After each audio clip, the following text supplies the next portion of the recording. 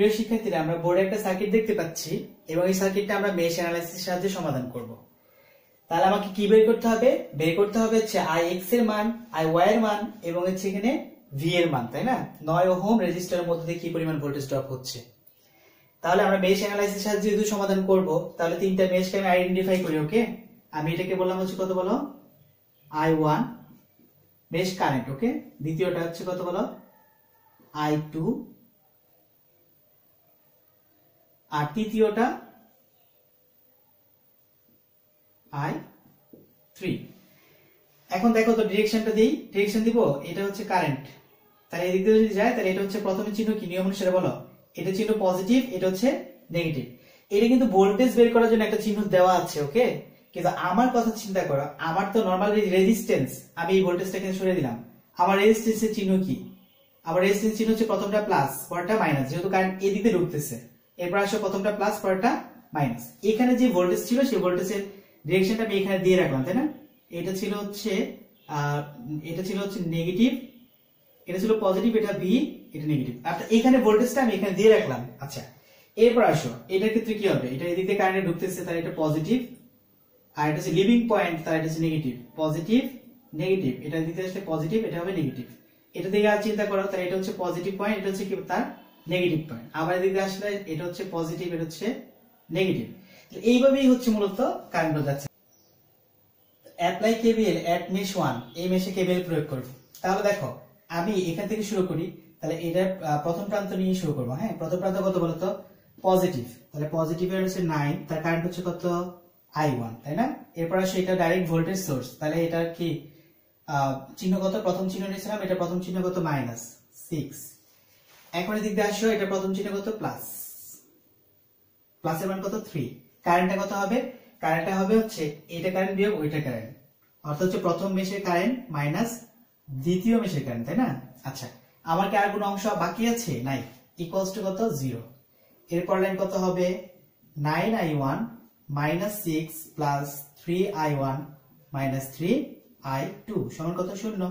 তাহলে এখানে সমীকরণ দ্বারা করাও 3I1 আর হচ্ছে কত? -3I2।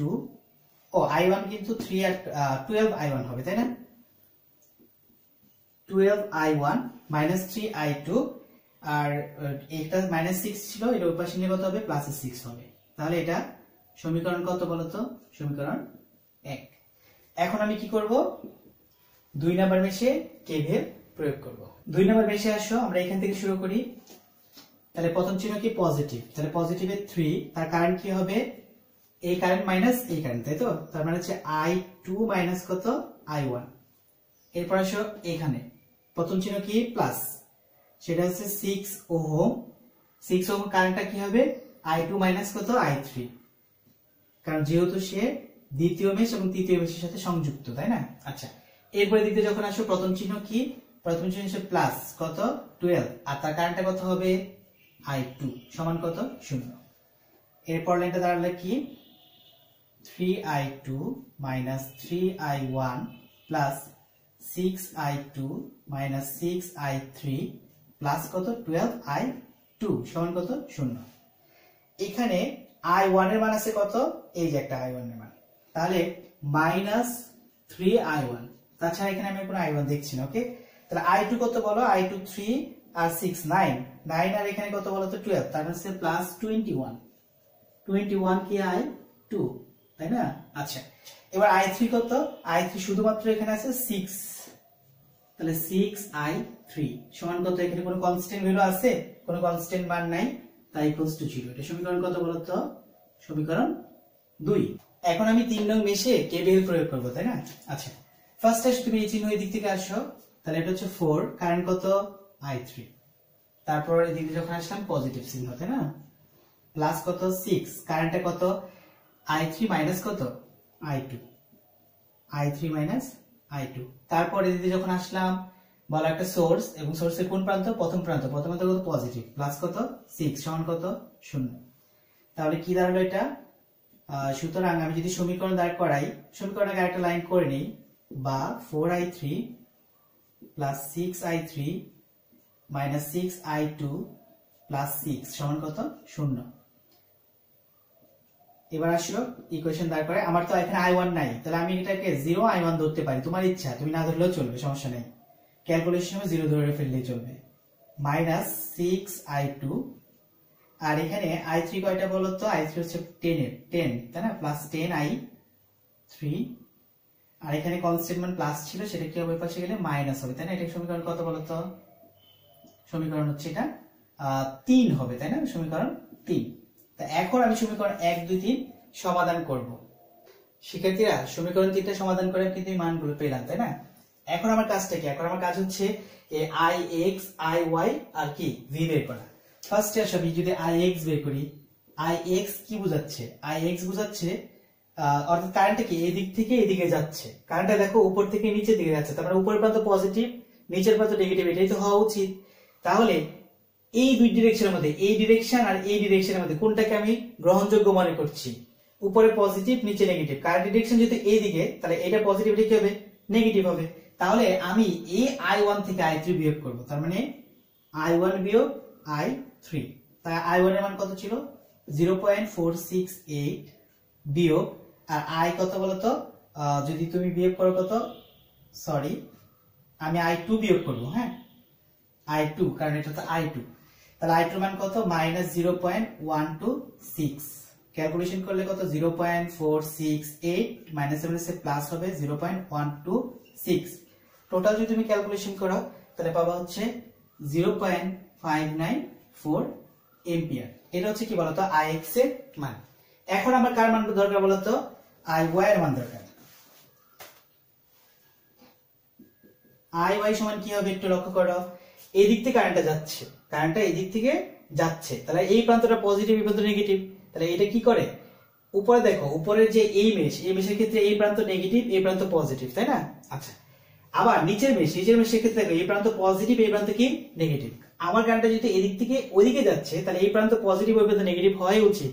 তাহলে কোনটা ডিরেকশনের সাথে মিলছে, i3 ডিরেকশন না i2 ডিরেকশন, i2 এর ডিরেকশনের সাথে মিলছে। তাহলে আমি বলতে পারি iy সমান হচ্ছে i2 বিয়োগ কত i3, অর্থাৎ যার ডিরেকশনের সাথে মিলবে আমি তাকে আগে দিব, তারপরটা বিয়োগ করব, ঠিক আছে। এটা হচ্ছে আমার নরমাল আর কি নিয়ম। তাছাড়া তুমি উল্টা করলেও হবে, কিন্তু চিহ্নটা কি আসবে, বিপরীত আসবে।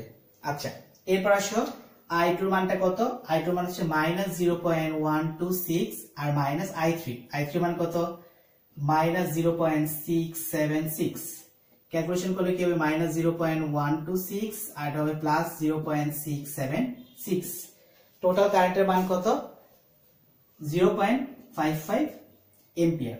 ওকে, তাহলে এটা কিন্তু iy বের হয়ে গেছে। এখন আমার বের করতে হবে কি বলতো, v এর মানটা, তাই না।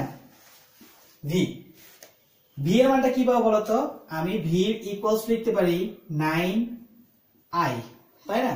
এখন দেখো তো i এর ডিরেকশন কি ছিল, i এর ডিরেকশন ছিল এইদিকে পজিটিভ, ওইদিকে নেগেটিভ, কিন্তু আমার v এর ডিরেকশনটা কি দেওয়া আছে, v এর ডিরেকশনটা দেখো আমার কারেন্ট যেদিকে যাওয়ার কথা, কারণ দেখো এটা পজিটিভ, এই প্রান্ত পজিটিভ, এই প্রান্ত নেগেটিভ, কিন্তু আমার v এর ডিরেকশন কি চিন্তা করো, আমার পজিটিভ ডিরেকশন থেকে v এর প্রান্ত নেগেটিভ, আবার আমার নেগেটিভ দিকে v এর প্রান্ত কি হবে, প্রান্তটা পজিটিভ হবে। তাহলে আমি তো সবসময় আমার কারেন্টের কথাই চিন্তা করি, তাই না। আচ্ছা, তাহলে কারেন্টটা এদিকে যাচ্ছিল পজিটিভ, কিন্তু আমার ভোল্টেজ হচ্ছে ওইটা পজিটিভ, তাহলে সেক্ষেত্রে এটা কি হবে, মাইনাস সামনে আসবে 9 আর i1 আসবে। i1 কেন বিপরীত, কারণ i1 যাচ্ছিল এই দিকে, কিন্তু আমার ভোল্টেজ বলতেছে যাইতে হবে এই দিকে, তার জন্য আমি কি করলাম বলতো, এই i1 এর মানটা নেগেটিভ ধরলাম, নেগেটিভ কত 0.468, এত কত হবে ভোল্ট হবে। টোটাল ক্যালকুলেশন করলে মান হচ্ছে -4.212 ভোল্ট। এই ডিরেকশনের চিহ্নটাকে আমরা বুঝতে পারছি, কারেন্ট যাচ্ছিল এই দিকে, কিন্তু আমারটা বলতেছিল, আমার ভোল্টেজ বলতেছিল কি উপর থেকে নিচের দিকে যাচ্ছিল, তার মানে কারেন্টের ডিরেকশনে বিপরীত যাচ্ছিল। এইটা কারেন্টের ডিরেকশন কত পজিটিভ ছিল, কিন্তু আমার কারেন্টের ডিরেকশনে বিপরীত যেহেতু বোঝাচ্ছে, তাই আমি এখানে কি করলাম বলতো, বিয়োগ চিহ্ন দিলাম। তাহলে এই হচ্ছে আমার টোটাল ভোল্টেজের মান। তো শিক্ষার্থীরা ধন্যবাদ সবাইকে।